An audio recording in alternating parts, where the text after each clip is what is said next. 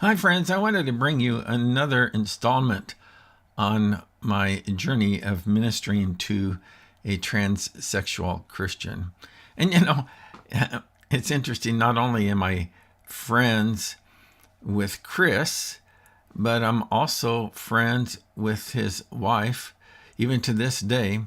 Is that, like I said in our previous episode, in episode one, is that I had performed their wedding back in 1976, and then I connected with Chris's wife. I'm going to call her Mary.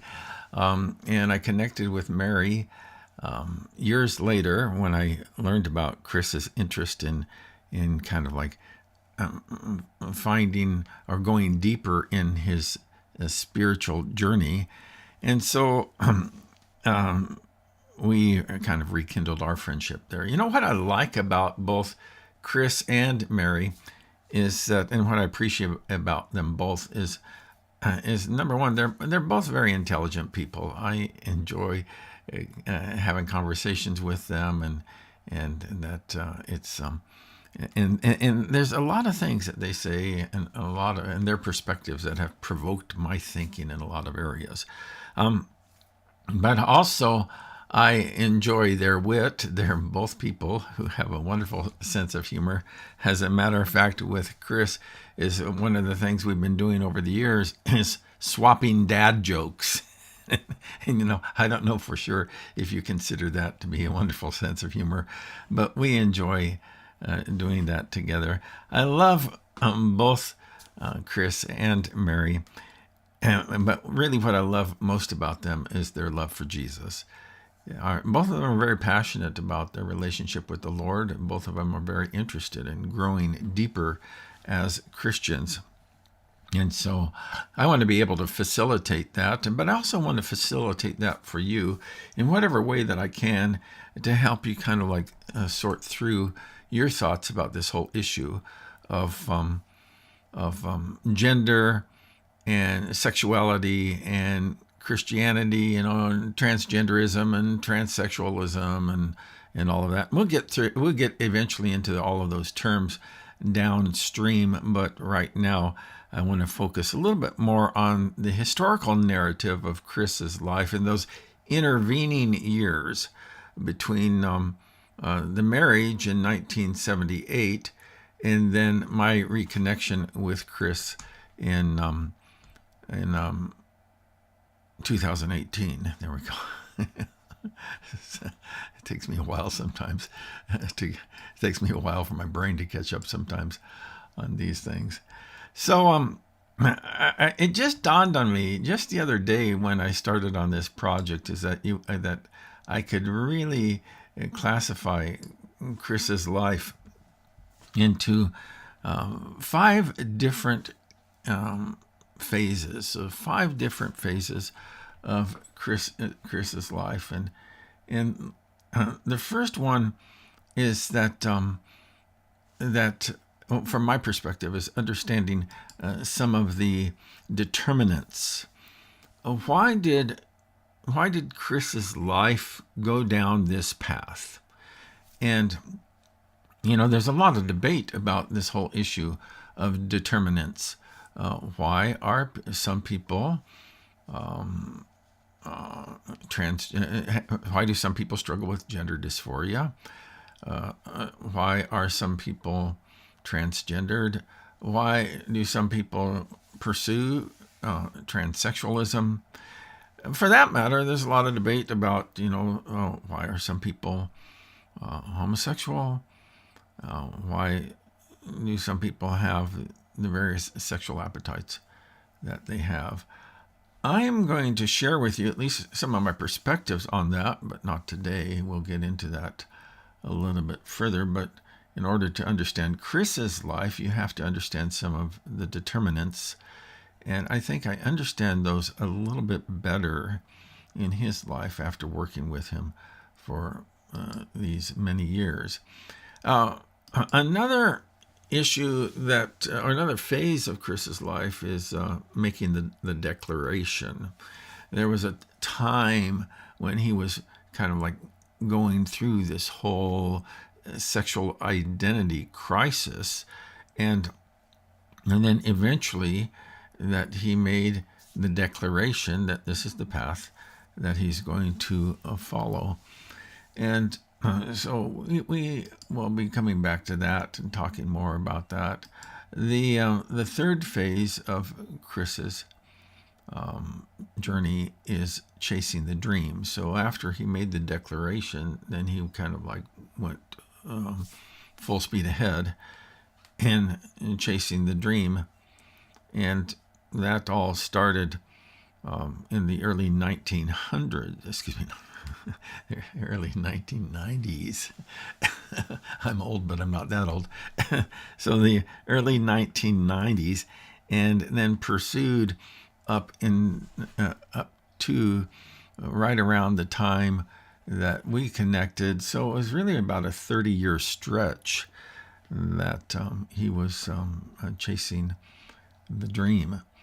Then the fourth phase of Chris's life was experiencing the disenchantment.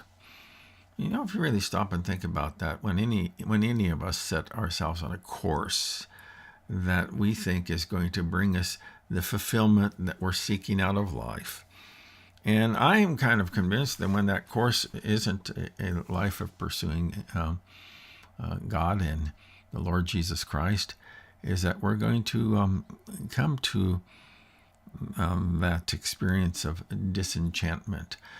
And so that's where Chris ended up along this journey. And then now he's in the phase of pursuing authentic discipleship. And I really have been blessed by working with him and having connection with his wife and his ex-wife, and going through all of this. And so I want to share with you some of my perspectives about this and just continue to give you a little bit of a historical understanding about those intervening years from approximately 1990, when all of this kind of began coming to the fore as far as the Chris's sexual identity crisis, and then up until the time where he has decided to recommit his life to Christ and all of that. And so but one of the things that I would like to focus on in our retrospective here today is kind of making the declaration phase that Chris went through. And so when during that declaration phase, there was a couple different, it just didn't happen all at once. And there were a couple different episodes that stuck out in my mind, both from talking to Chris and also his ex-wife about this whole experience. And that the making the declaration, it just, like I said, it didn't just all of a sudden announce one day. It was kind of an emerging thing. And there's a couple phases of this. There was the discovery phase where Mary began to kind of sense that there's something off here in our relationship. And that, as a matter of fact, I just talked to her yesterday about this because I wanted to make sure that I had my information correct. But Mary told me that she remembers one incident very vividly. Now, Chris doesn't recall this, but Mary remembers on one occasion where Chris came out of the bedroom wrapped in a blanket, but poking out from underneath the blanket was his painted toenails. And this immediately caught her attention, and she confronted him about it. And his reply was along the lines is that, well, this isn't really that unusual, that a lot of people in different cultures do this. And so So that and I think that he was. I think that his reference was to early Native American cultures, or maybe it was Pacific Islanders. I just can't remember for sure, but I know that that was his. That was his explanation to Mary at that time. That's interesting to me because we're going to circle back to this whole question of culture and gender, because that is what really unlocked my understanding on how to not only love people deeply through this experience. And as a Christian, that's what I want to do with everybody that I work with in ministry, no matter what their story is, but also to think clearly about these matters. And so there was this discovery of Chris's painting his toenails type of thing that Mary made one day. But then downstream from that, and it was about 1990 from what I can best determine from talking to Chris and Mary, is that there was a time when Mary went away with the children on a camping trip. And she was gone for, I think, about a week or so. And Chris had stayed at home. And all the while he was at home, is that he was acting out with cross-dressing and kind of pursuing his female persona, and all the time that they were out camping was an opportunity for him to kind of like do what he was doing. Then, and I haven't been able to pin this down exactly the dates, and I'm not trying to be highly precise on all of these things. I just want to get them in the ballpark. And then there was one experience that Chris has relayed to me about finally when it was no longer, being caught in doing these things, but he decided just to make a full disclosure about this. And the way he talks about it is that he was at home, and if I recall, I know that Mary was there, and there was also another person there, and I think it might have been his mother-in-law, but I'm not exactly sure on that.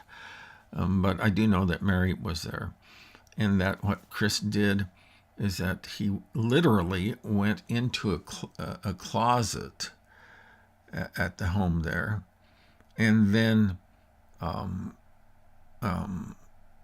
came out of that closet, having left the male persona of Chris behind, and coming out from the closet literally with adopting this complete female persona of Chris.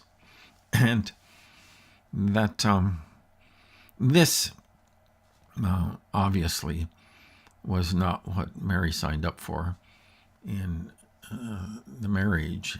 And and I think that any of us, if we're honest about what type of impact that this would have on us, it would be a devastating impact on us. But for quite some time, actually for about 5 years, they still tried to cobble together their marriage, if I understand it correctly. But eventually, in October of 1995, that Chris left his family and went full on in chasing the dream of being a transgendered person, and eventually pursuing sexual reassignment surgery, which is the definition of a transsexual person. So and at that time, I spoke to Chris just not recently, and I asked his permission if I could record the phone call, so I could keep some of the information straight. But by 1995, when he left home, is that he had 4 kids. The oldest was 16. His oldest son was 16. Then his oldest daughter was 13. The next daughter was 11, and his youngest son was 9. Excuse me. Chris wanted to maintain, during those kind of like those initial years, he wanted to maintain his family connection and have the children refer to him as their aunt. But Mom was not going to have anything to do with that. And so there was just no way that the marriage was going to survive, that if this was the path that it continued on. Now, I want to remind you that my goal is to represent, not only to the very best of my ability, the historical matters. And I'm already telling Chris and Mary on this, is that I may not always get that exact. They probably have a sharper recollection of all of that. But I also want to share my perspective on these matters, both from the standpoint of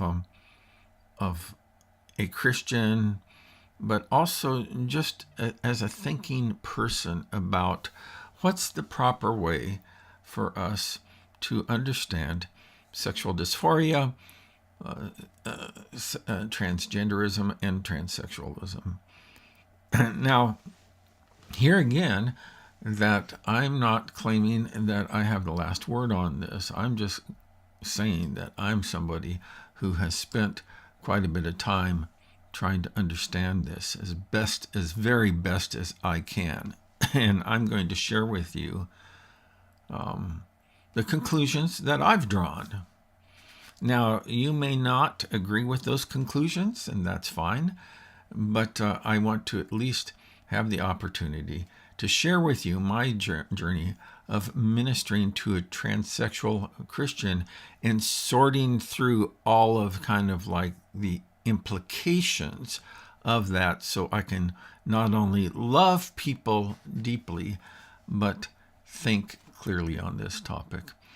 So I appreciate you traveling with me on this journey, and I'm just going to step it through a bit at a time, because it's been a process for me, and hopefully that I'll be able to shed some light on this whole topic for you too.